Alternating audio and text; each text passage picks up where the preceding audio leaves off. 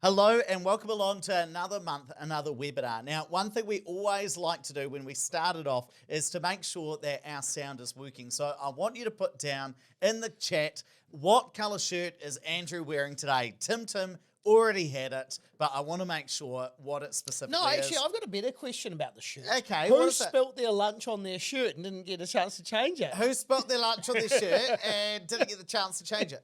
I saw someone said pink. Maybe it's just our skin complexion, Andrew.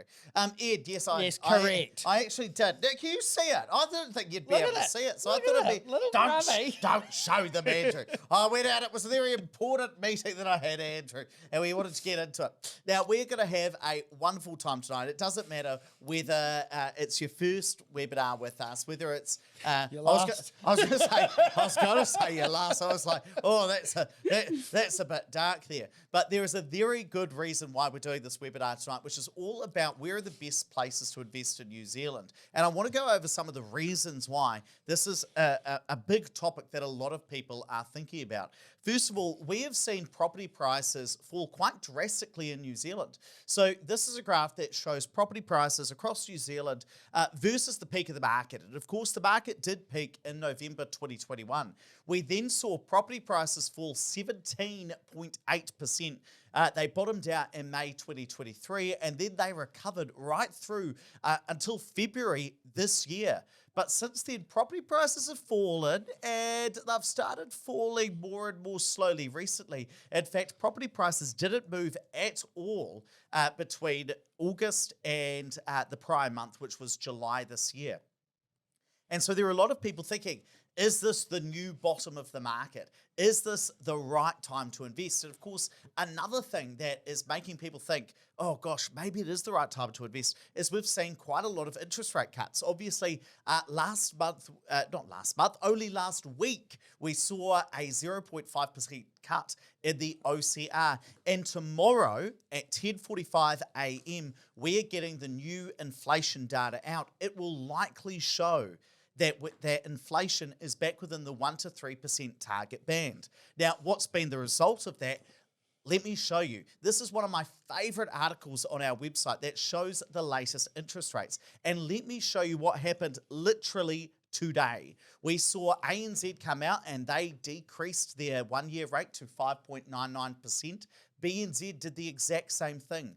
And let me just show you what's happened to interest rates over the last 9 months. If we look at the 18-month rate, ANZ, they were 7.15% at the start of the year. That has fallen to 5.79%. Look, at the start of the year, it didn't look like interest rates would fall this much. Now they've fallen quite drastically. And that is the reason why there are almost 500 people here tonight already thinking, okay, I'm seeing property prices almost bottoming out. I'm seeing interest rates falling quite drastically. Maybe now is the right time to invest. Now, if that is you tonight, one of the big questions that you might be thinking is, okay, I want to invest, but where should I be investing in New Zealand? Where is the right time to buy a property right now? And Andrew, one of the things that people sometimes ask is, well, does it even matter? Does it matter where I end up investing?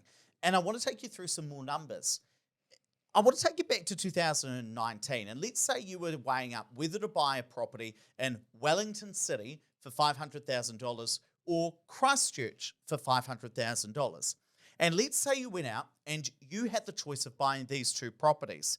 Well, what happened over the next 5 years?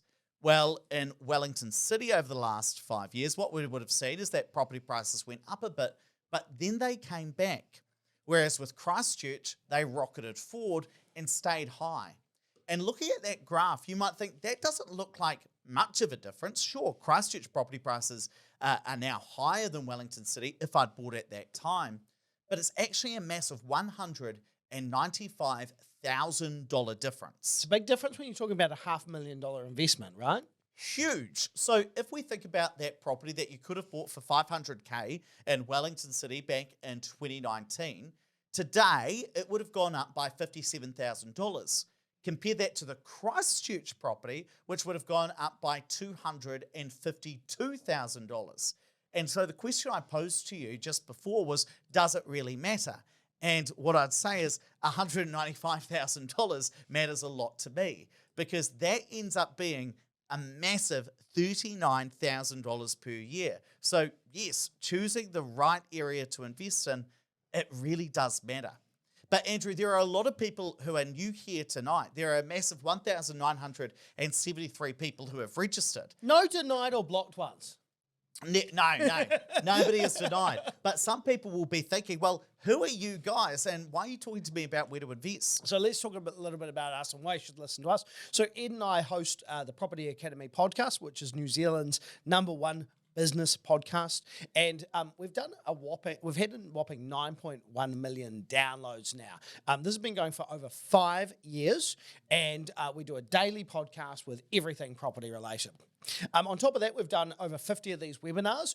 We've got 17 financial advisors within our company, and we've written our book Wealth Plan, which is your guide to building wealth and property investment, and it's available in bookstores. Now, I'm not saying this purely just to brag. This is more just to let you know a little bit about what we've done. So this isn't the first webinar we've ever done, and we're not just coming up with these ideas brand new tonight.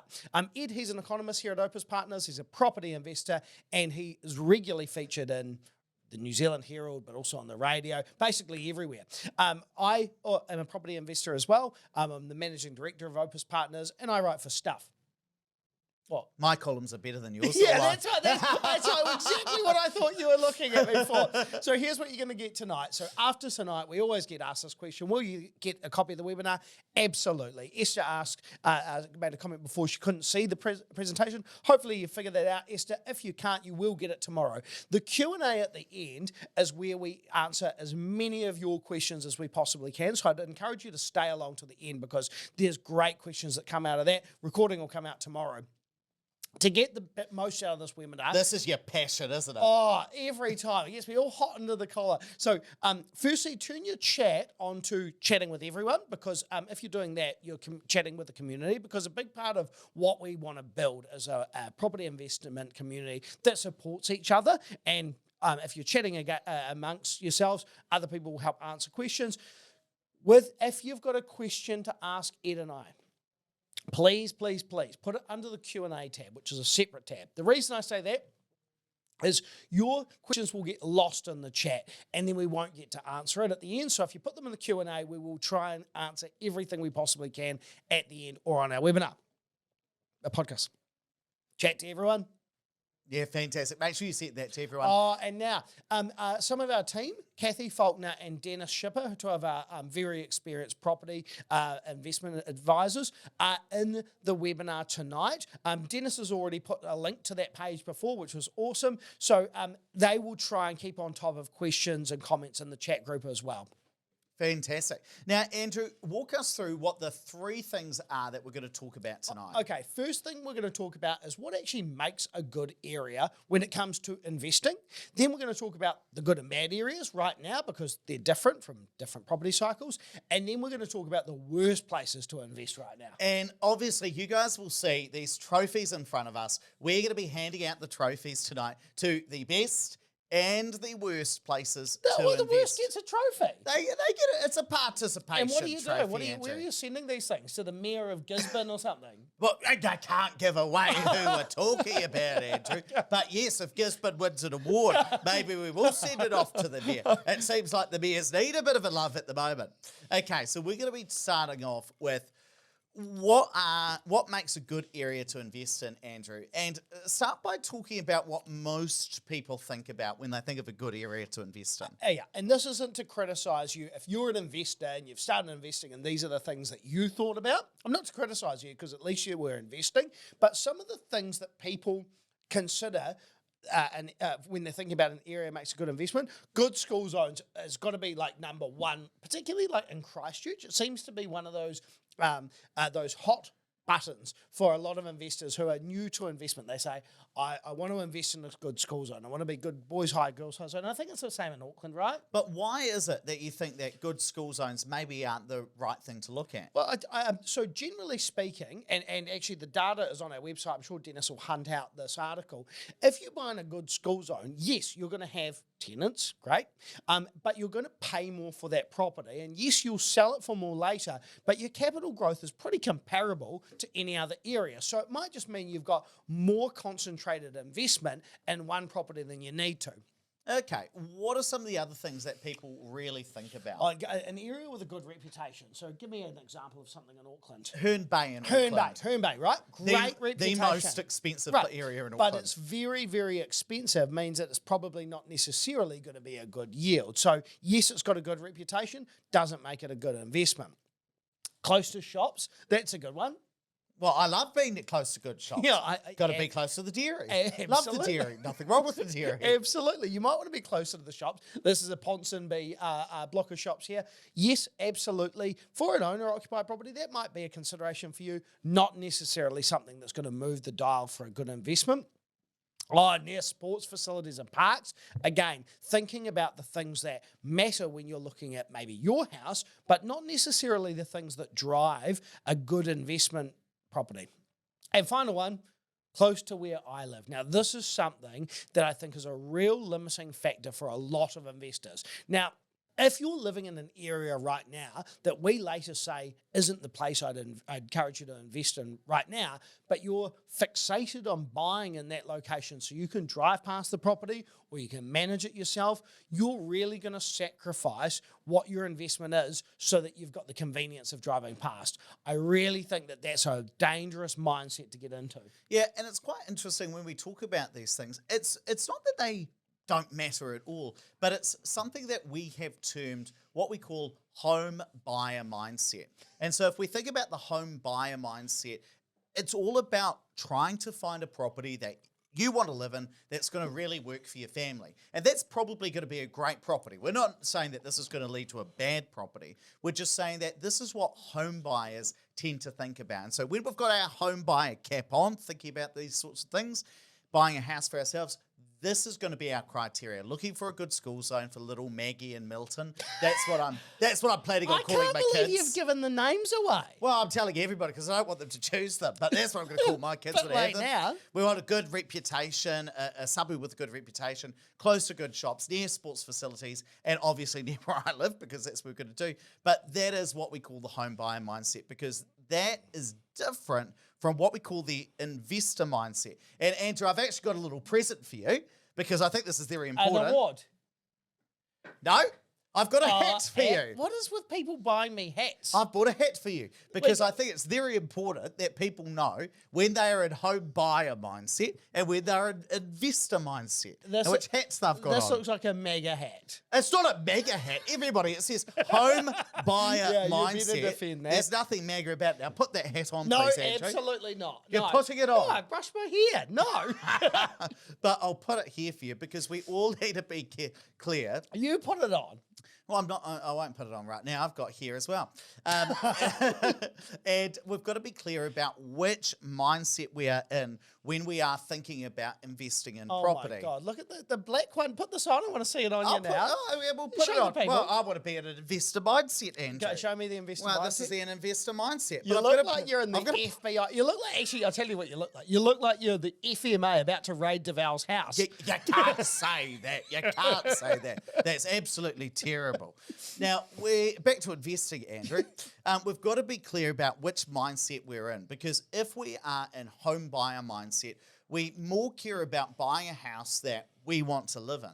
Whereas if we're in investor mindset, we care about two things. The first one is about making money and buying the right property. The second one is about providing a house that our tenant wants and are also willing to pay for because our tenant is our customer, right? And we want to make sure that we're providing them a safe, warm home that they are going to be able to live in and are willing to pay us for. Now, if we're thinking about what makes a good investment area, this is really important. The main things I'm looking for is an undervalued area, and we're going to show you what that really means a little bit later on in the webinar. I care about a capital growth area, somewhere where property prices are likely to go up in the future. I also care about what the tenant wants. If they want a massive backyard, I'm probably going to provide that in that area. If they don't care about that as much and they care about having a smaller, more compact quality property, I'm probably going to be providing that because my tenant is my customer. There are two other things. I care about a good yield and cash flow because I've got to be able to hold on to that property over the long term. And I care about that lower property price as well because I want something that I'm going to be able to afford, but then isn't going to max me out too much so that I can still buy around the country and diversify my property portfolio. And if you think about these 5 things, they probably make a lot of sense. But notice how they are very different from those 5 things that Andrew showed you about a little bit earlier on, which were things like a good school area or close to shops or close to sports facilities. Now, I'm not saying that those things aren't important at all or they don't make a nice house. Of course they make a nice house, but that's not necessarily going to be the first thing on your priority list. And I know there's going to be some people here tonight maybe typing in the chat saying, but what about those good school zones? But what about being closer to sports facilities? Don't those things matter at all? And the way that I think about it is you could add those onto your laundry list. Like you could have a whole laundry list of buying criteria about wanting a property that's got lots of land or a property that's a house as opposed to an apartment, something that's in a good school zone, something that's north facing, something that's got lots of outdoor space. And all of those things can add up to a nicer home and maybe you should think about them. So what I would say is they definitely maybe have their place, but just remember 2 things. They come at a cost and they shouldn't necessarily be at the top of your priority list. We've really got to be able to think about those other things, about the capital growth area, about an undervalued area, about something with a good yield. Those come first before we think about these other nice to haves. But I kind of understand that mindset as well because when we think about where a lot of us start, we start out buying our own home before we go investing. And so, of course, if we have purchased our own home in the past, that's what we're used to doing.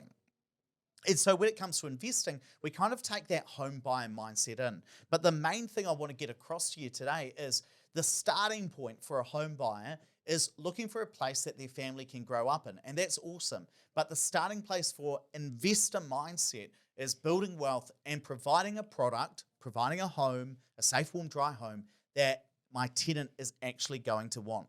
And I do need to give you a little bit of a trigger warning here tonight because What is that? that's the guy from, what is it? Is it Pawnbrokers? Oh, American Chopper. American And Chopper. they get real angry and start yelling at each Sounds other. like a Monday morning meeting with you.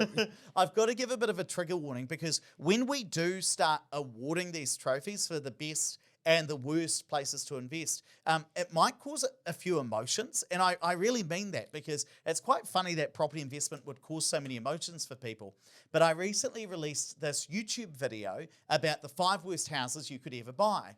And one of the things I said in there was that micro towns like Manaia, which is a very, very small town in South Taranaki. Is it seriously the breed capital? Yeah, it's the bread capital because You would love it then. big yarrows factory. Well, remember, my aunt lived in Manaia, and I used to go stay with her. So that's the reason why I always think about it. Oh, yeah. But it was only about 15 minutes from my hometown.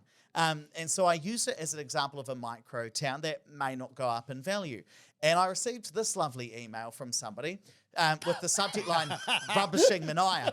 Highly irresponsible, not factually correct, just damn right offensive. Your assertions are libel, irresponsible, unprofessional, unethical, and just downright unfair. From the one person that lives there. But there are 1,000 people that live in Manaia. Now, I'm not saying this to mock this person, but I'm just saying you are allowed to disagree with us, right? What is going on here? That's King Kong and Godzilla fighting. I see. Yeah, like deciding, or us, 2 random guys on the internet talking about, the best and worst places to invest. You are absolutely allowed to disagree with us. What are you doing with your face in that? I don't know when producer Dave took that photo, but all I'm saying, this is just 2 guys on the internet drinking their Tommy's margaritas, talking to a couple of thousand people about property investment. This is just our opinion, right? So you are allowed to disagree with us.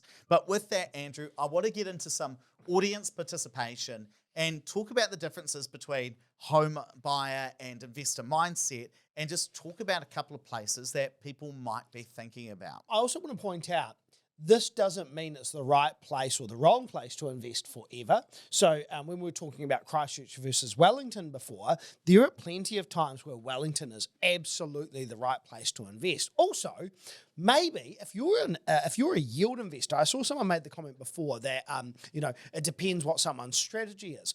That is correct. If you're looking for high yield, you probably buy an apartment in downtown Wellington right now because you're undervalued in the CBD and you get a really, really strong yield. But if you're looking for capital growth, it might not be the right place for you. So we're talking about growth at the moment. We're talking about overall. We're talking about the balance of pros and cons. And we're talking about now. We're not talking about forever. I think that's such a great point. So let's think about our little match-up at the moment. So Andrew is going to be arguing for Hamilton and saying that's the best place to invest. And I'm going to be talking about Lower Hutt. Now, the main thing is that one of us is going to be in home buyer mindset, the other is going to be an investor mindset, and then we're going to poll you to see what you think, which is the better place to invest. Then we're going to look at some data.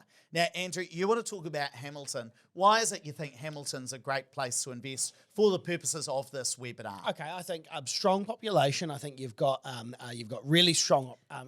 How many people live in Hamilton? Oh, yeah, you stitched me up there. Yeah, you don't know, do you? Okay, I'm going to take a guess. I'm going to go with 300,000. No, you're off your head. There ain't no 300,000 people. 200,000? No, it's about 180 to 200,000. Oh, I should have gone with that. I went up. Anyway, strong population. About 180,000. You've got good infrastructure spend. You've got the Waikato Expressway, gets you in and out of Auckland really quickly. Golden Triangle. I have to go with Golden Triangle now. What's Golden Triangle? So for anybody who doesn't know. Auckland, Tauranga, Hamilton. Like that is kind of your sweet spot of the Auckland and the surrounds. It is becoming easier and easier to get to Auckland, which is our super city. I think you've got great gardens there, big tourist attraction there. And the university. I think the university is a big plus for Hamilton as well. Okay, so you think that might get some tenants? Yeah. Okay, so my argument for Lower Hutt is it was extraordinarily overvalued probably about 2 to 3 years ago. We have since seen Lower Hutt house prices fall drastically after they spiked massively between about 2015, 2016, right through to 2021. Since then, we've seen property prices come right back. It's now starting to look undervalued where it looked extremely overvalued in the past. On top of that, we've seen a lot of good development. There's some pretty strong capital growth in some areas like Wainuiomata. And as Wellington City continues to grow, it's pretty landlocked. So we're seeing some of that demand go out into Lower Hutt. Property managers on the ground as well say that some parts are really easy to rent in. So some couple of good things that I'm picking up there in Lower Hutt. Now, before we look into the data, it's poll time. Producer Dave is going to put in a poll across your screen and say, be an investor mindset. What's the better place to invest? What do you think? Is it Hamilton or is it Lower Hutt? Based on what you just heard from Andrew and myself. Dun, So dun, dun, dun. Is that, go on, do you have some music? That's all I've got in my head is the countdown. You know that show Countdown? Countdown. What was the 9 out of countdown? 10 cats do Countdown. No, I don't know that. Oh, I don't, ridiculous. I don't, what do you mean, oh, ridiculous? Oh, now, just to be clear, anyone that's answering the chat, answer on the poll. Oh, that is actually Another one of extraordinarily important, but just so that you're able to get it. But I can see that there are a couple of hundred people have answered that now, and we're going to close that off in 3, 2, 1. We're going to end that poll, and we're going to share the results. This is actually fascinating. Really so 49% of you, over 200 of you, are saying Hamilton, the Tron. That's what we're specifically looking for. 51% of you, just slightly more, are saying Lower Hutt at the moment. So it's interesting that it's basically a 50-50 split at the moment. Another 100 of you answered in the chat. But it's important to then say, okay, so who's right and what does the data say? Well, one way that you can get the data is at our last webinar, we released Area Analyser, which is a place where you can go. You can search for any area and like Topor, and it comes up and you can click on here and get the specific data. By the way, hopefully this will work in my live demonstration. A couple of people gave some feedback about it was quite slow. And so if I type in Lower Hutt, maybe this will work. Oh, that's much faster. You'll start to see that if you type it in, it should come up pretty quickly. If not, there'll be a loading thing so you know that it's still Can thinking there. Can you show us what it looks like when you click on one? Yeah, so if we jump to something that I have, oh, that's our homepage. If we jump to something that I have prepared a little bit earlier, we are going to look at Hamilton. So the great thing about this is you can jump in and start to look at the property cycle, and actually Hamilton's looking probably where you'd expect it to be. Property prices on an annualized basis haven't gone up massively, but house prices are on the slightly more affordable side. So that's pretty good. We are currently calling it a yellow, right? So that's bang in the middle in terms of where we would think Hamilton is. And you can scroll through here and get all of their data. It's really interesting to see that Hamilton house prices came back about 17% and have since been pretty flat. Let's take a look at Lower Hutt, and it's actually a bit on the knife edge. Yellow as well. Which is why it's interesting that it was 50-50. We're calling it a yellow as well, but a little bit better in the property cycle. So if we go back down and we look at whether Lower Hutt is undervalued or overvalued, and maybe we'll explain that a little bit later. This is one of those things I was saying before about how at the bottom of the market, Lower Hutt was like 18% overvalued. It got so overvalued, but then it really started to come back. It is looking at a little bit better in its property cycle. It's interesting to see that. I feel so sorry for the people in Lower Hutt because their property prices actually fell almost 30%, Andrew. So while I wouldn't have recommended it before, I think it's a little bit better now. And again, that kind of goes to the point what I was saying before.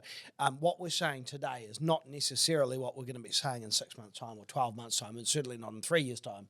Now, it is a tough one, but if we look at what the data says, I'm particularly happy with Lower Hutt because we've seen property prices fall a massive 30%. I think there's a little bit more opportunity there compared to Hamilton, especially because of the gross yields as well. But it is a little bit on the knife edge.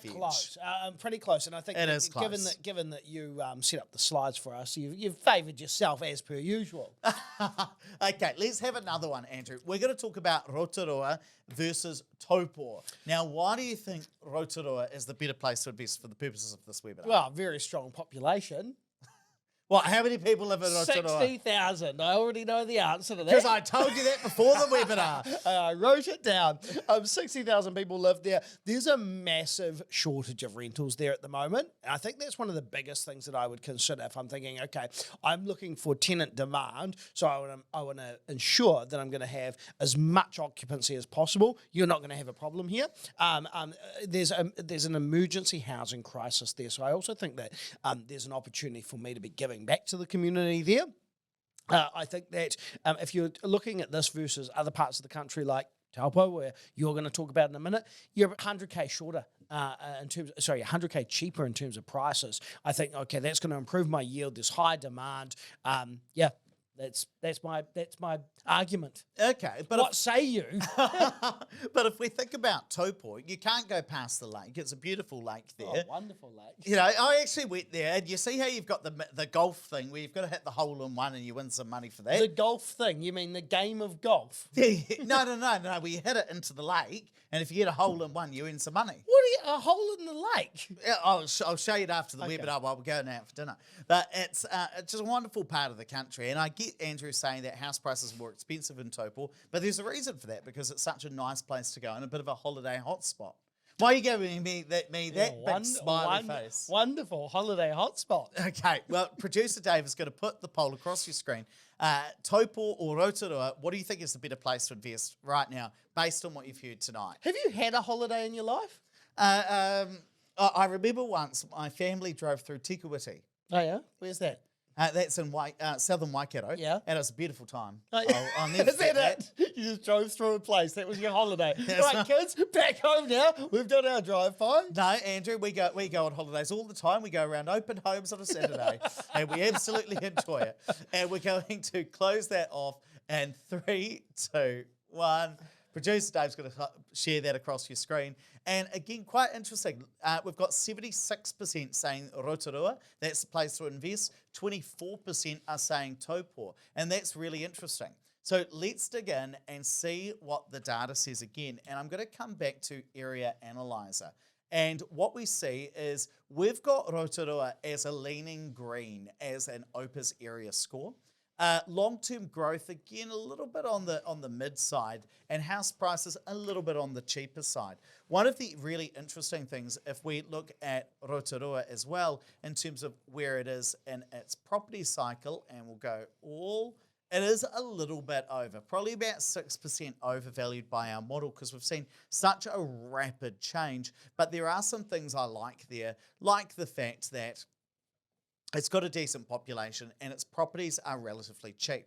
Now, one thing I wanted to show you guys as well is we actually have already released our best and worst places to invest with all 67 council areas ranked. And if I look at the likes of Taupo, because you can look at this table of all areas, all 67 areas ranked, and we specifically look at Taupo, we've put it in our red category because property prices are, as Andrew said, like I think it's actually closer to 200k more expensive than Rotorua, and Rotorua is only about an hour up the road. It's pretty overvalued and the yield's pretty low as well. And so it's probably not one of the top places that I'd certainly recommend at the moment, even though I was just trying to argue for it for the sake of arguing. So if we think about what the data specifically says, we would tend to give the better place to be investing in Rotorua rather than Taupo. But I get that everybody's got different views on this as well. Okay, let's do one more before we start handing out the trophies, Andrew. Let's come and talk about the differences between Gisborne and Invercargill.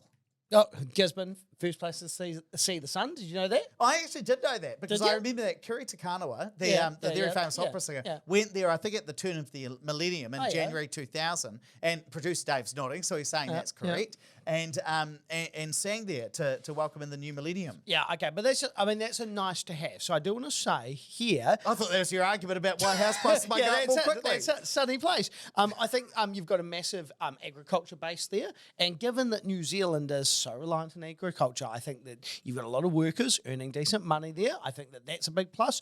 The other part to it, which I have to add because I'm a wine enthusiast, also known as an alcoholic, is they produce some of the best wine in New Zealand. So you've got Gewürztraminer. Do you know that comes from there? Do you know why that's not ordered very often? Tell me, Sage Nickel. People don't know how to pronounce it. Second is Pinot Gris. Hard to argue with that. It's your favourite. It's no longer my favourite, thank you. I'm into my Chenin Blanc. Chablis is what you mean? Yeah, something like that. And Merlot. So good wine, agriculture, first place to see the sun. Okay. Well, when it comes to, I love that. I can't see it quite here because my eyes are bad. Good spell. But somebody's typed something in. Isn't that from Germany? Yes, it's from Germany. Yeah. It's definitely not from Gisborne. They could also make it in other places, though. but they make it in Gisborne. One of the other, Poverty Bay Golf Course. Yeah, nothing wrong with that. In terms of Invercargill, which I'm arguing for tonight, one of the best things about Invercargill is that property prices are very, very low in our most southern city. A lot of the time, they are below $500,000 as the median house price. On top of that, a lot of the time, yields are extraordinarily high in Invercargill because property prices are cheaper. But on top of that, rents aren't substantially lower. So you tend to get a really high yields there, which is quite attractive. And it's quite interesting. Some Aucklanders in the past would say, do you know what? I could buy 3 properties in Invercargill for the price of my house up in Auckland. So I might as well just buy a couple of properties down there to start to beef up my property portfolio. So it's always been a popular choice for property investors. Not necessarily the best place in its property cycle, but do you know what? Neither is Gisborne. So maybe it's a place you'd like to look at. So again, be an investor mindset. What's the better place to invest based on the arguments you heard? Is it Gisborne or is it Invercargill? Producer Dave is going to put up that across you as a poll and answer that now. I love it when I can see 200 within straight away, like within a couple of seconds. It's like that instant gratification. We can see hundreds of you guys answering that poll now. And few people answering in the chat now. Oh, that's because you've berated them, Andrew. And we're going to end that in 3, 2, 1, and we're going to share that with you. So again, it's a 25-75 split. We're seeing 25% saying Gisborne, 75% Invercargill. And Andrew, one thing I do want to say is we have intentionally within these, one of us has been in home buyer mindset, one of us has been in investor mindset. And Andrew, why don't you put that on? Because you were in home buyer mindset for that one. Please. They love it. The people love it. And I'll put that over there. And because now let's look at what the data says, and it's really fascinating. One thing that's interesting is if we look at Gisborne itself, it's kind of in a moderate part of its property cycle. I'm specifically looking at the suburb score here. And sometimes it's quite hard to get specific data about Gisborne itself, but look how cheap it has been in the past. Can you believe that you used to be able to get a house in Gisborne for $240,000 back in 2011? If we compare that to specifically Invercargill, again, it's sort of the best part of its property cycle, but I'm leaning green on it because house prices are so cheap. Can you believe that the average house price, as according to CoreLogic, was like $483,000 just back in June? It's amazing how cheap properties are there. Might not necessarily be the best place to invest in New Zealand right now because house prices there, according to our data, are still 15% overvalued. But just before, we talked about somebody who was investing for cash flow, Andrew. And so if you are looking for cash flow, Invercargill may not be the worst place to invest in the country. And so therefore, if we were matching up Gisborne and Invercargill,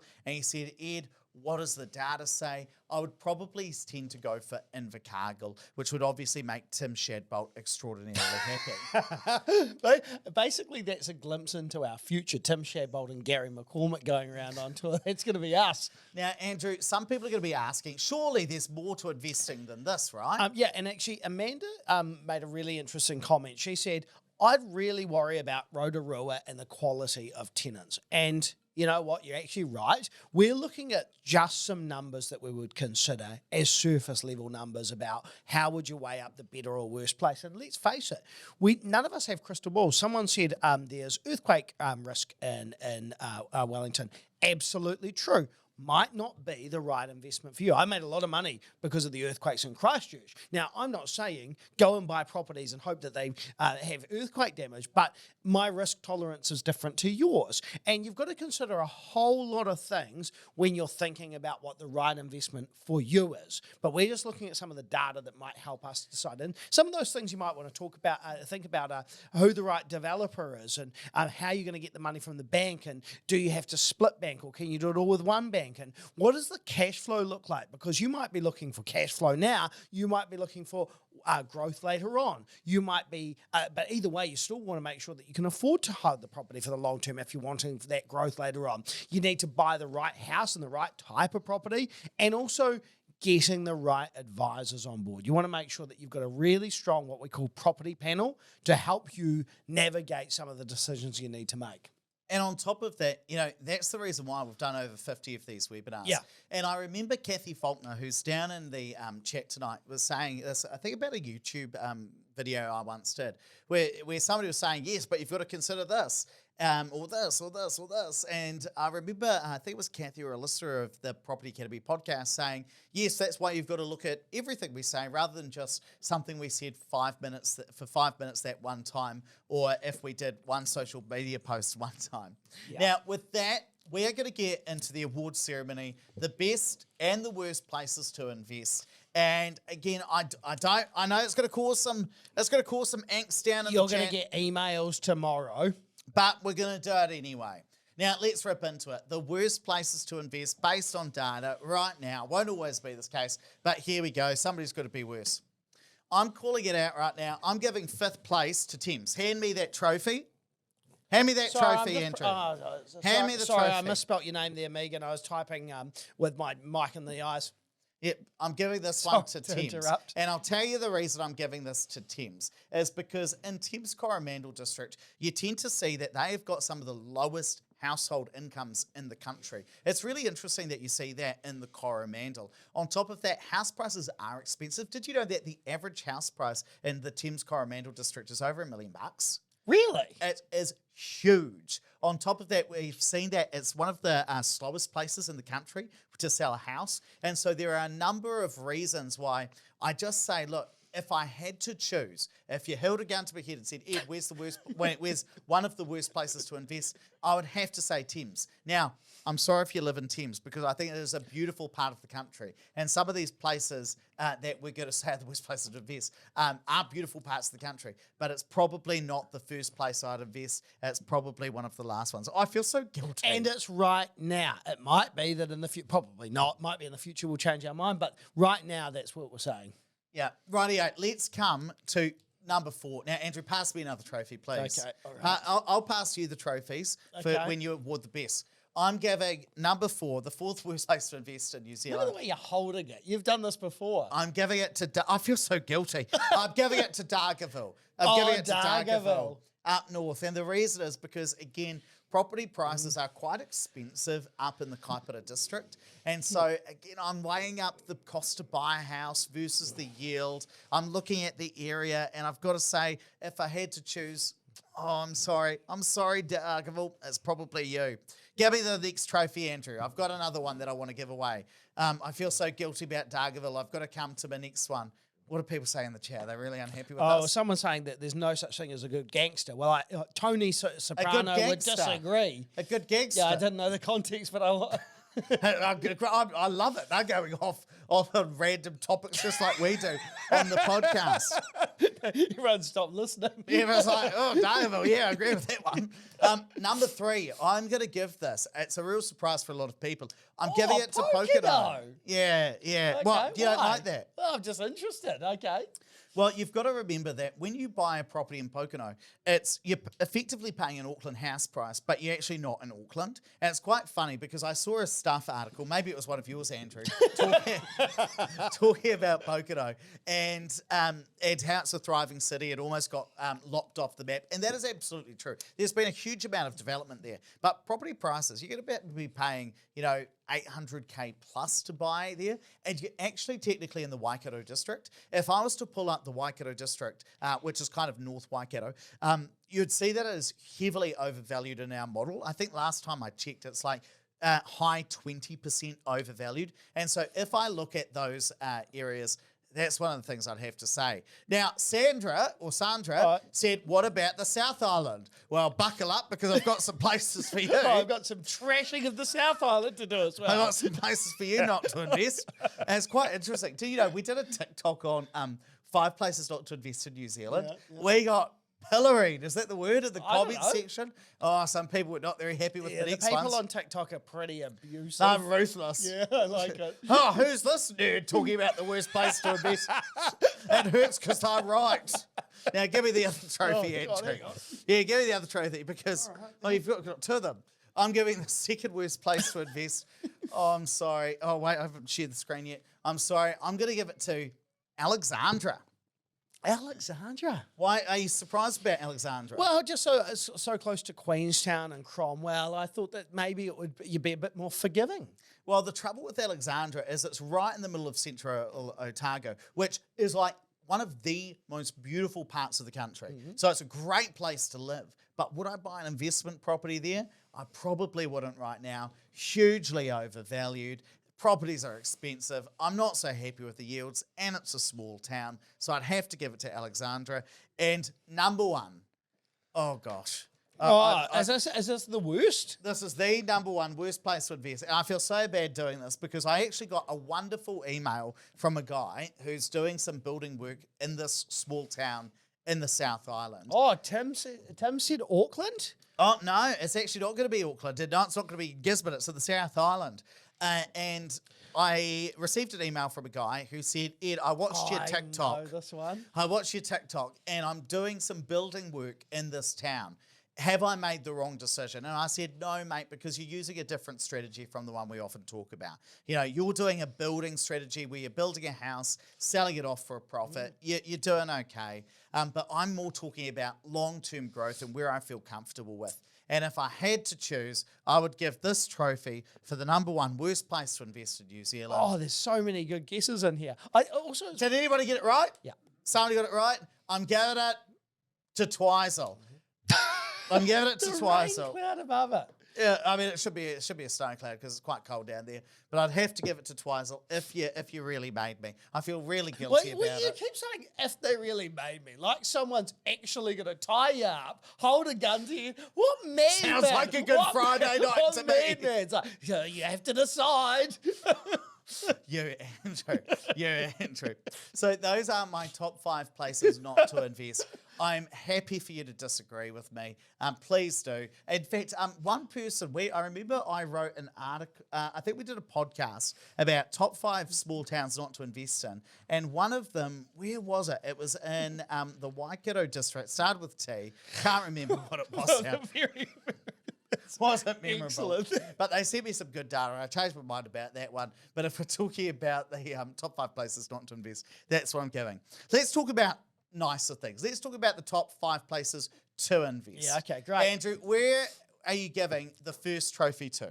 Okay, well, have you just revealed that? I've revealed it. Here you go. Okay, Who are you giving it to? Number 1, I'm going to give it to... Number 5. Sorry, number 5, I've got to give it to Rolliston. So Rolliston has been on my... Hey! Give it back. No, Rolliston's been on my top list for a number of years because of the increasing population there. For anyone that doesn't know where Rolliston is, it's about 15, 20 minutes from Christchurch Central nowadays.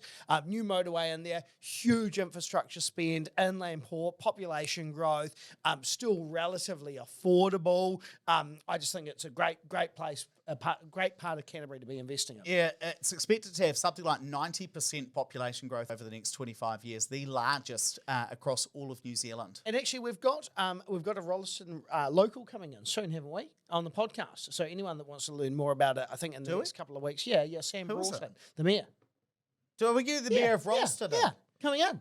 Did you okay that with me? I don't remember okaying that. Yes, I definitely Okay, did. well, here we go. Now, let's come to number 4. Now, give me that trophy and I'm going to give it back Did you to you. okay that with me?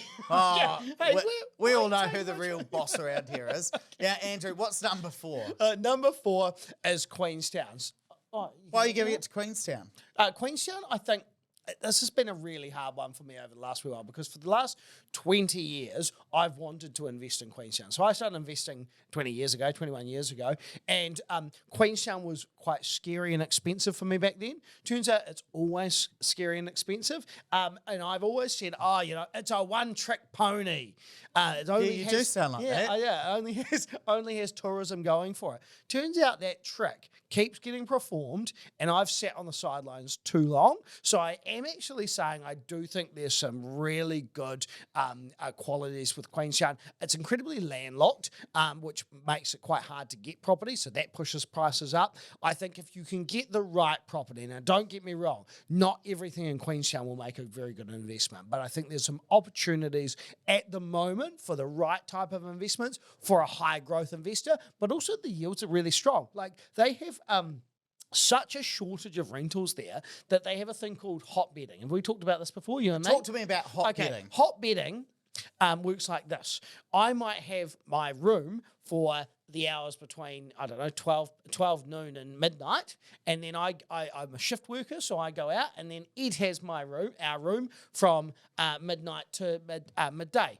It sounds like the worst possible sleeping arrangement you could ever have, right? But they are so desperate for beds that that's what they have to do at the moment. People who are employers, they are having to rent properties or buy properties for their workers to live in. So I think there's some really good opportunity there. And when you look at some of the historic growth, it is absurd. It's bet Auckland in certain periods.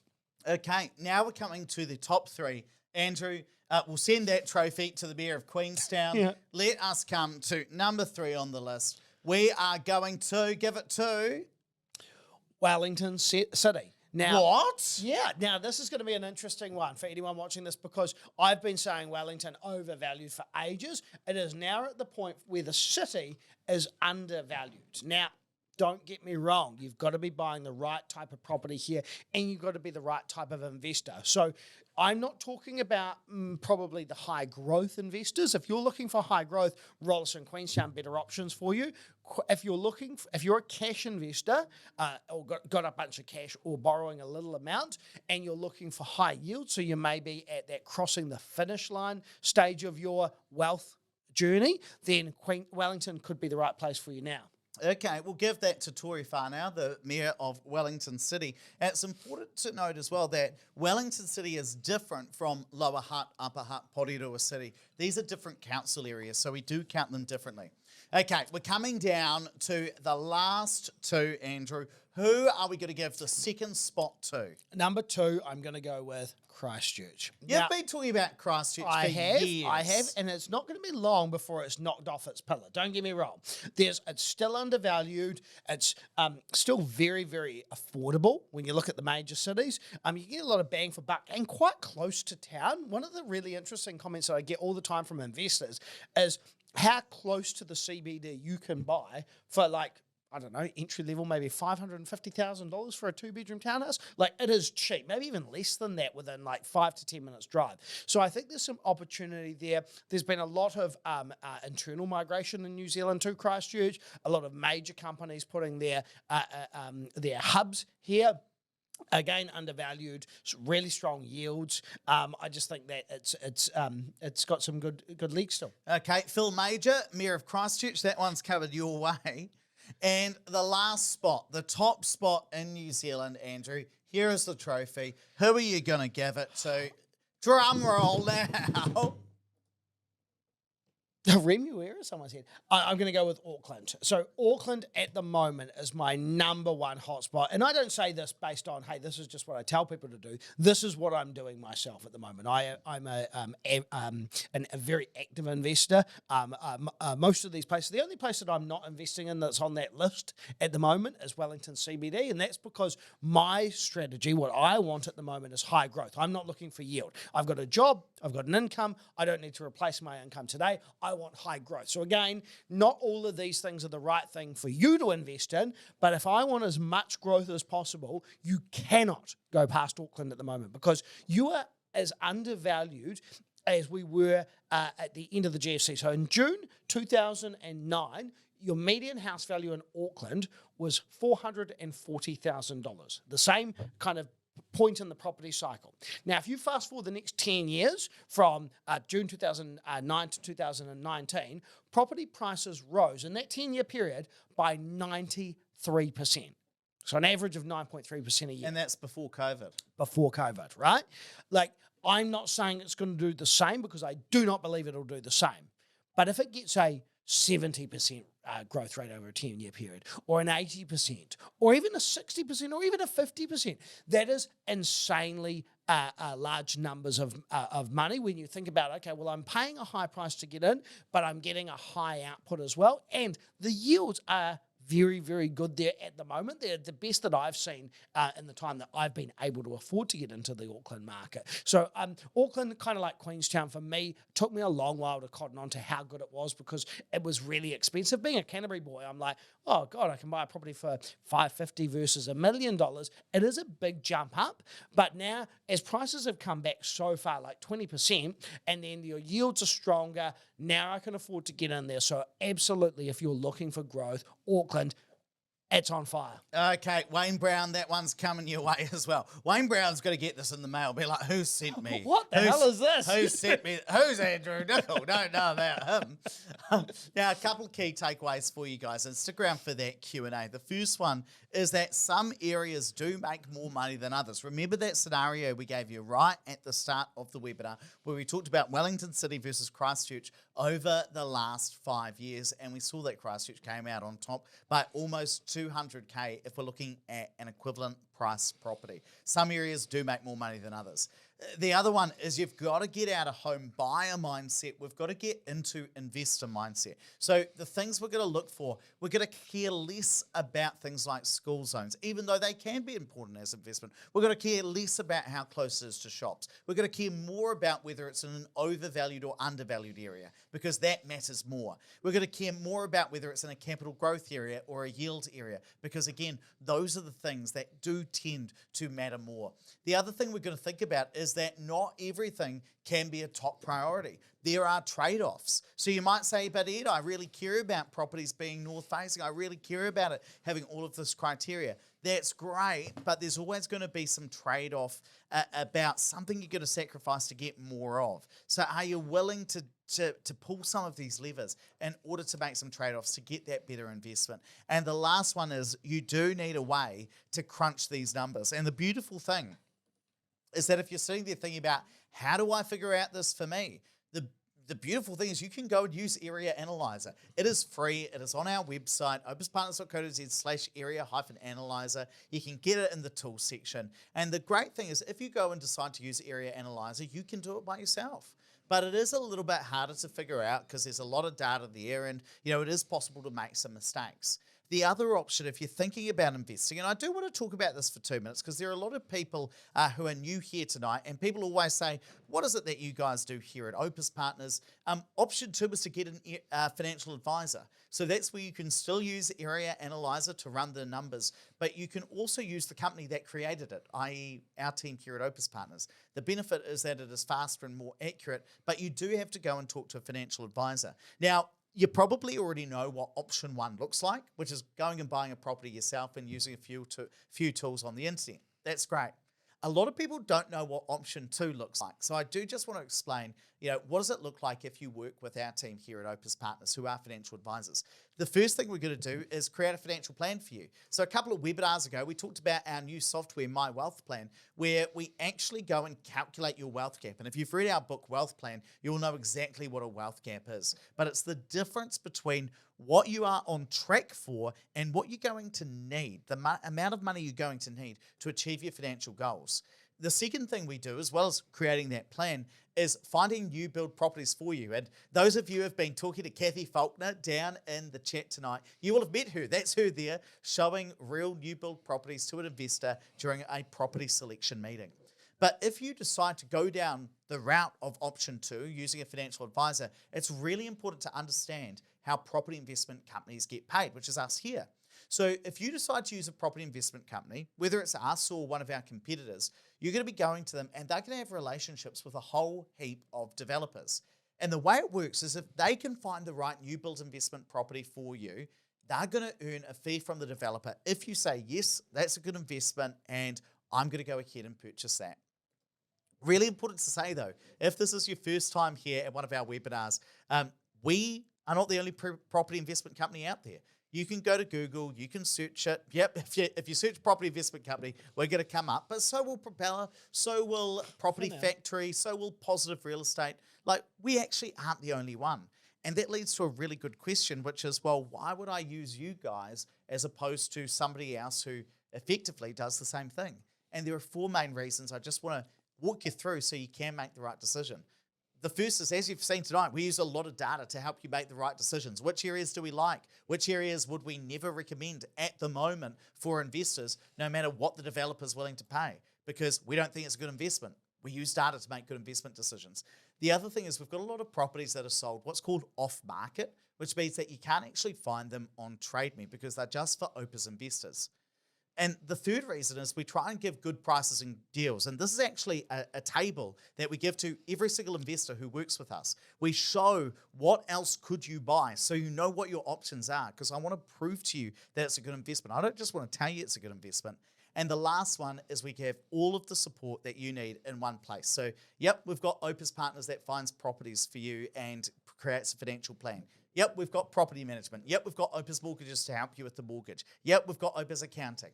Now, you don't have to use all of them, but if you want all of the support you need in one place, it's there for you.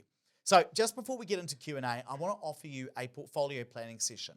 Now, a lot of you will actually have already been through this, but I do want to say there's no cost for this if you are new here tonight.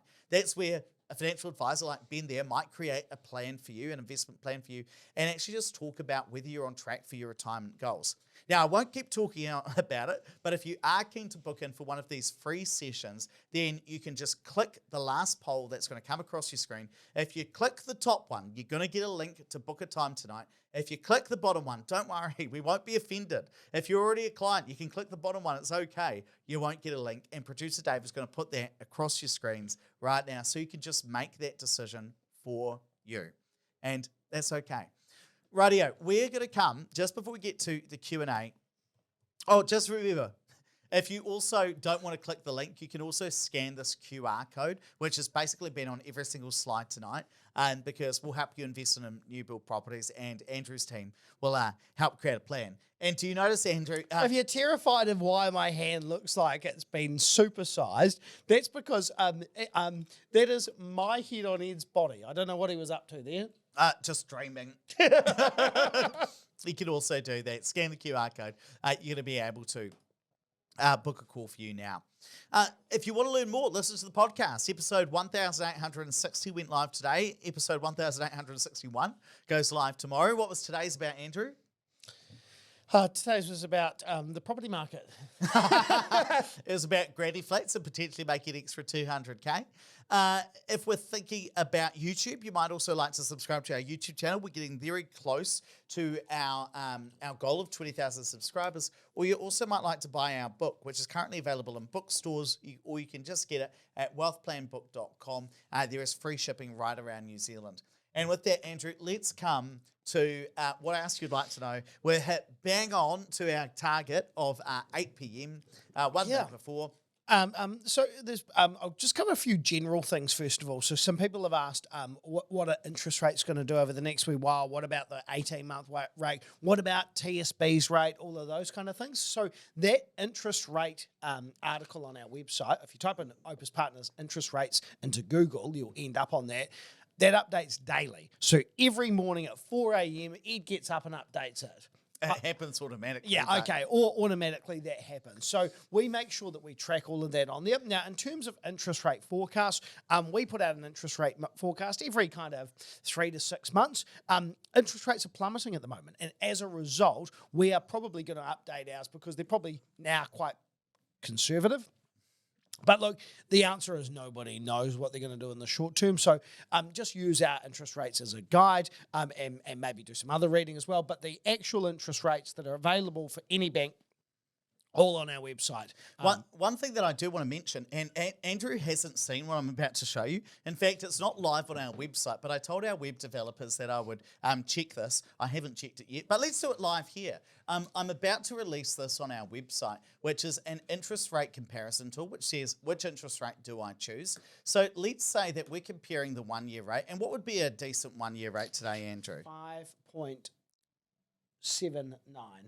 Who's giving 5.79? 5.99 was a bunch of advertised ones, and then I get a 20-point discount. For God's sake. You don't ask me and then tell me that I gave you the wrong answer. So let's compare, say, the 1-year rate at 5.99 and the 18-month rate at 5.79. So this is about to go live. And what it's saying here, and I'll zoom in this for you because I'm on a big screen. Not everybody's on a big screen. It's saying, well, should you take the lower 18-month rate or the higher 1-year rate? Well, to figure it out, you ask yourself, well, after 1 year, if I go for the 1-year rate, could I get a 6-month rate of 5.39%? If I can, then go for the shorter 1-year rate. If not, go for the 18-month rate. So this doesn't predict the future, but it gives you the numbers you need to consider so that you can say, okay, does that seem realistic? And if I looked at that and said, okay, 6-month rate today at the moment is, say... about 6.5. 6.5. I don't know that I'd be willing to roll the dice on it being lower than that personally, so I'd probably... personally, go for the shorter term. I'm glad that demo actually worked out. They don't always work out. Just while I've got you in the hot seat, Ed, there are a lot of questions around the overvalued, undervalued model. What is it? How do you find it? And how do we calculate it? Yeah, so we do have quite a number of articles on it. So if you want to dig into the detail, I just want to let you know that it is there. But the main way that the overvalued, undervalued model works is we are looking at are prices above their long-term average or below it? Now, here's a really easy way to think about it. Let's say that, on average, Auckland property prices in the past have been, let's call it 1.4 times New Zealand's average, right? So that means that if the average house price in New Zealand was $1 million, you'd expect Auckland to be $1.4 million. If the average house price in New Zealand was 500K, you'd expect the average house price in Auckland to be 700K. And so that's kind of the starting point of saying that is the long-term average. Then you say, okay, based on the fact that I expect Auckland to be about 1.4 times the average house price, is it above or below that at the moment?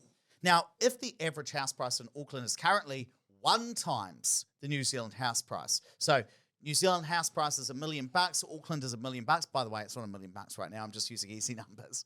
But let's say that was the case. You'd be like, damn, Auckland is looking really cheap for Auckland because usually it's way more expensive than the rest of the country. The fact that it is even at the moment, I am going to invest because that looks undervalued. Whereas if we said, okay, the average house price in Auckland at the moment is $2 million and the average house price across all of New Zealand is $1 million, you'd be like, Auckland is looking expensive. I'm not going to go invest there. So that's basically how it's calculated. We use an index, which kind of works slightly different to that. I'm happy to take some data nerds through it or write an article if people are particularly interested. But that's basically the fundamental thinking behind it. And then we release it for everybody across the country, just so that it's really easy to go and get that data. And one big question you might have is, does it work in terms of predicting where property prices are going to go up next? And one of the best articles we ever wrote, I'll just quickly try and pull it up for you, is How to Make an Extra. Oh, $1 million. I love this article. The video is really good as well. It was How to Make an Extra $1 million through property. Here we go. It was Private Property Issue 89. But you can do the YouTube as well. Yeah, there's a YouTube. Yes, Andrew, there is a YouTube video there as well that we released about it was good old 10 months ago. So if you look for this article, Private Property Issue 89, we actually go through what it is, does it work, where would you invest, and I'll just skip right through to the end. Spoiler alert. Because we look at, okay, if you only invested in undervalued areas, what would that look like compared to the average property in New Zealand? And what we found at the time is if you had only invested in undervalued areas, as we outlined in this specific article, you would have made $3.1 million through properties going up in value. And if you had just invested in the average property in New Zealand, you would have made $2.1 million. So you would have made 50% more money effectively, or an extra $1 million in property. So that's how it works. So that's kind of the thinking behind it. Andrew, I know you've got a couple of other questions you've been looking at. Amanda's asked a question, really close to where I live. If you can save 8 to 10% on property management fees every year, that surely improves your yield. And if you're capable of doing a good job and time, which I do, why don't I just do that? And she's in Wanaka, which is a really fair question. Now, the reason I say don't focus on where you live is you're going to limit yourself to that area. Now, I'm not saying Wanaka's a bad place to invest or a good place to invest right now, but let's assume that it's not. And you go and invest there because you want to save your property management fees and give yourself a job, which I mean, a lot of investors want to do this. I've been working with some at the moment where they're trying to build a portfolio so that one of them can give up work and that can be their job. Now, if you focus on that and you buy $1 million property in Wanaka and you get $1,000 a week rent, that's $5,000 worth of savings you can make this year, right?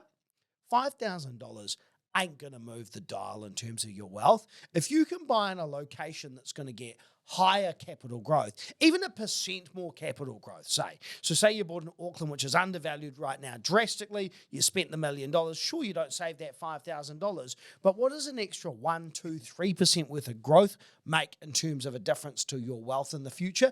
It's huge. So the reason I say not to worry about managing yourself is not because I don't think it's a good idea you manage yourself. By the way, I don't. But if you are going to, the challenge is that you're then going to limit yourself to one location and you're going to be not focusing on what really moves the dial, which is your capital growth. Yeah, and if we just think it before, about right at the start of this webinar, we talked about the difference between Wellington City and Christchurch City 5 years ago. And what we found is that Christchurch, the average property in Christchurch, if you were to buy something with $500K in Wellington City versus Christchurch City, you would have made an extra $37,000 a year through investing in Christchurch as opposed to Wellington City. Now, if you back then had said, I'm going to decide to invest in Wellington City because I can manage it myself, you might save yourself $3,000. But in the process of doing that, you would have missed out on $37,000 a year. So do you want to save $3,000 a year, or do you want to make an extra $34,000 a year? Now, it doesn't always work out like that, and I'm not saying that you should never manage your own property. In fact, we've done a couple of podcasts where we talk about times where that might be a good idea and how to actually go about doing that. But it's just to give you something to think about. I think we've always got to think about things proportional to what are we trying to achieve here. Reese asked the question, the yields could differ greatly between renting and Airbnbs, couldn't they? My house in Topol is desirable for tourists and does really well in Airbnb. Now, I just want to cover this from a general Airbnb conversation. So I think one of the big things that people get caught up on in Airbnb is focusing way too much on the top line number. Now, in business, we say turnover's a vanity, profit is sanity. Now, I really think you really want to sit down and do the numbers before you go into Airbnb and think it's going to be the golden investment that it might be, but it might not be. Now, one of the big reasons why I say that is because as soon as you hit $60,000 a year in income, it is compulsory that you pay GST when you sell that property. Now, that basically imposes a capital gains tax on yourself when we don't have a capital gains tax. Yes, we've got a bright line, but that's a 2-year period. You're going to pay extra tax later on by having an Airbnb now if you exceed that $60,000 a year threshold. The other thing is, so I just had an investor ask about it today, so it's hot on my mind. They said, okay, well, I'm looking at this property. Maybe we can Airbnb it. Now, the rental income on the property they're looking at is about 45, 50 grand a year, give or take. I think it was about 45 grand a year. If they were to Airbnb it, okay, the maximum that they could collect is another 15 grand more if they were to Airbnb it and fall under that threshold. But they got higher property management fees, they got higher maintenance fees, and they got a bit more volatility. So overall, I'm like, well, why would you want that extra stress and hassle? And you got to furnish the property only to then pay extra tax later on. Doesn't make sense in my mind. But I thought you only have to pay GST when you sell the property if you claimed it back when you purchased the property. So there's a trick. So as soon as you go over that $60,000, you are going to pay GST later on. So even though I didn't claim it when I bought it. So then you have to do an adjustment. So that's something that I didn't realise until recently when I was working with an investor. And we haven't talked about that on the show. Oh, well, there you go. You've been holding out on me. It was last week. He's been on holding out mindset. Now, there was a great question here, which is where in New Zealand is best for cash flow and where is it best for capital gain? That's a really good question. Generally, the best places to invest for capital gain historically have been Queenstown and Auckland. The best places for cash flow have been on the West Coast. Now, that is that thin strip on the western side of the South Island where about 32,000 people live. Now, there you could get a really, really cheap property. It'll tend to be a little bit more run down, but the yields are particularly high. Now, I'm more focusing on the yield there because cash flow does come down to the specific property itself. And just be aware that if you do buy a property on the West Coast, there can be what's called, oh my gosh, capitalised maintenance. I wasn't listening to you. What is it when... deferred maintenance. Deferred maintenance. Sorry, it ran out of my head. Deferred maintenance, where maybe you have to replace the roof or something because the properties are a little bit more run down. But generally, those are the best places for capital gain, the best places for cash flow. What else is interesting to you? Amanda, and this goes with the theme of a lot of questions, like what are the best suburbs of XYZ area? Amanda said, we're talking about Auckland Central, are we talking about Auckland Central suburbs or the North Shore? As a South Islander, I find Auckland quite daunting. Absolutely, I agree with you, Amanda. That was my reservation as well as the price tag for getting in there. When it's a different area, it can be quite daunting and you don't want to get it wrong. So that's where you got two options. Number one is you can use a service like us that helps you through that. Number two is you can do it yourself. Now, we make all of our data available online. How you use that is up to you, but the things I'd be looking for is an area that's got good capital growth historically, but I'd overlay that with good yield because we want the cash flow and the growth to be good. We don't want to just have high growth but terrible yield in an area like Herne Bay, and we don't want really high yield but terrible growth like Auckland CBD. So I'd be looking for an area that kind of is that perfect blend of both of those things. Then what I'd be doing is looking for kind of signs around infrastructure spend in the future, or a good example of that is Mangadai or Mangadai Bridge, like that southern motorway that gets you into town. That has absolutely done wonders for the price of Mangere, but also the type of tenants you're getting now. So spot for opportunities like that. These are all if you're doing it yourself. Again, you can go and get expert advice, but if you want to do it yourself, those would be the places that I would start. All of that information around growth and yield is available on our website. If you just type in Auckland market update, then you can type in suburb. If you really want to dig into that, I'd use the tenant tool and make sure you're buying the right type of property for what tenants actually want there. So no point buying a 4-bedroom house in Herne Bay again that, yeah, sure, that's a desirable part of Auckland, but it's not going to necessarily suit the majority of tenants, and you want to make sure that you're affordable. You're in that affordable part of that market to meet most of the people in the market. So those would be the kind of things I'd think about, and then actually that goes on to the other question that someone said. I've got the talking stick. Would you buy houses, townhouses, or apartments? If you're looking for growth, townhouses or houses are what you'd buy. If you're looking for yield, you'd buy an apartment. Okay, there was a really great question as well about what are the best suburbs to invest in Hamilton. And I want to take you back to Area Analyser. So when you come on here and start looking at what is happening within Hamilton, and you can actually see this for most of the major cities. I've also given you which suburbs in Hamilton are going up in value fastest, and also I should have on here the highest yields as well. So if we look at the highest capital growth, we can see that places that are just north of Hamilton City have had some of the highest capital growth. Places like Enderley have gone up in value faster.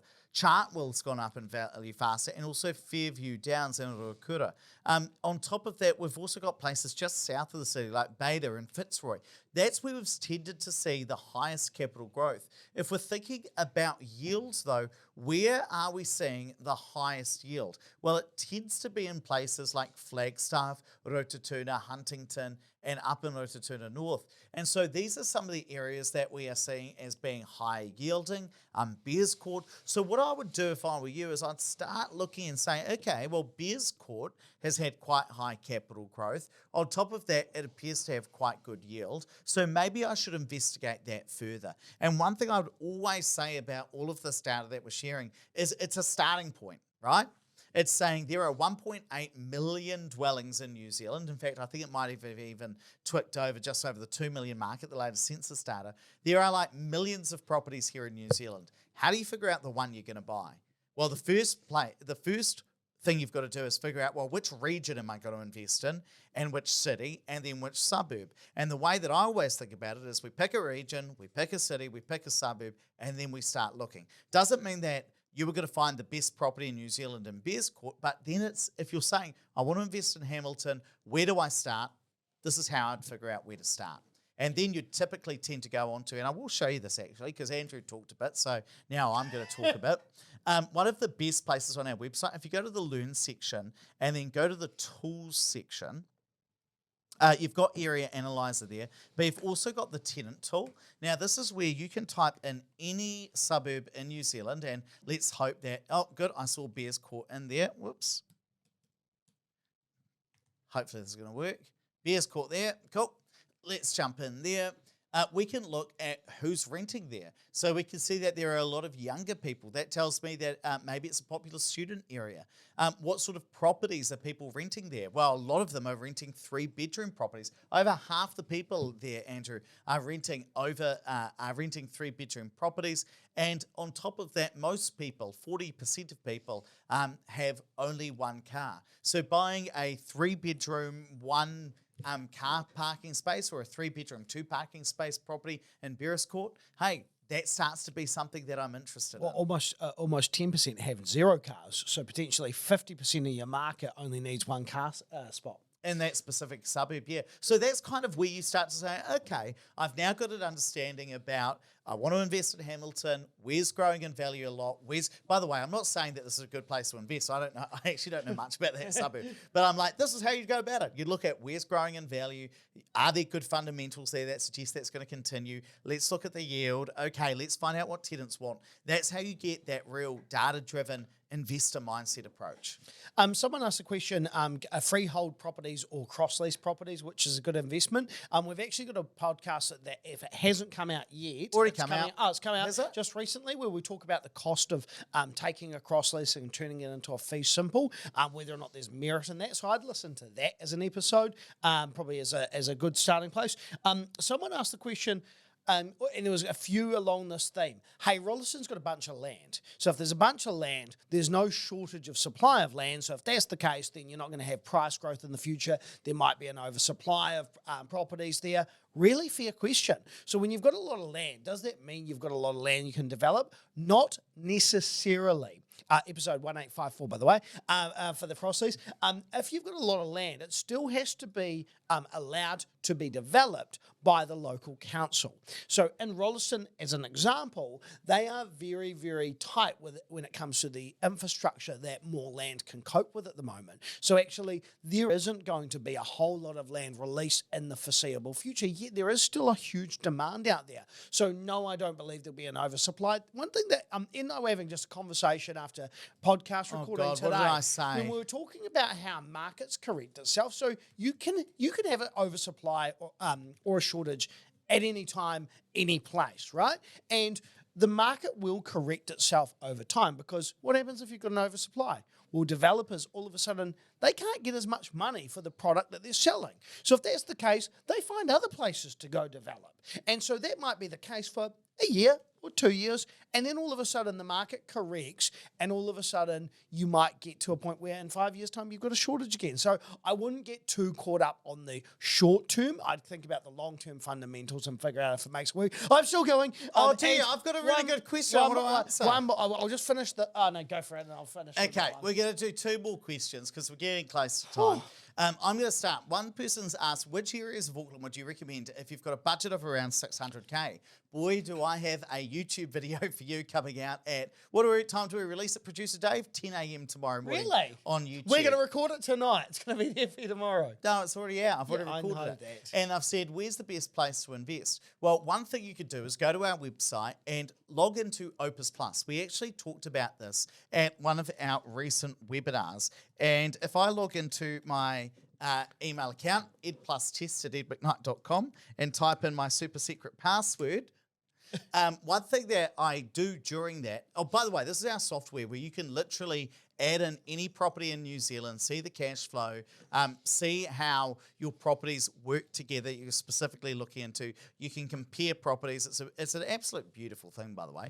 But if we jumped in, this is actually one property I talk about tomorrow, and I'm not saying this is the best place to invest in, but this is a new build investment property that some of our team have recommended to people recently that actually was picked up for investors for 615K. That's crazy. It's cheap for Auckland. Now, this is in Clendon Park, which is not one of the flashiest parts of Auckland, but it's 615. But it's 600 grand. It's 615K in Auckland. And one of the cool things, when you actually jump into Opes Plus, you can put in all of the costs, you can put in the weekly rent, you can say whether you're looking into, and actually run your numbers and see what the cash flow looks like over time, including, editing anything. So there's kind of 2 things there. One, I'd be probably looking in South Auckland.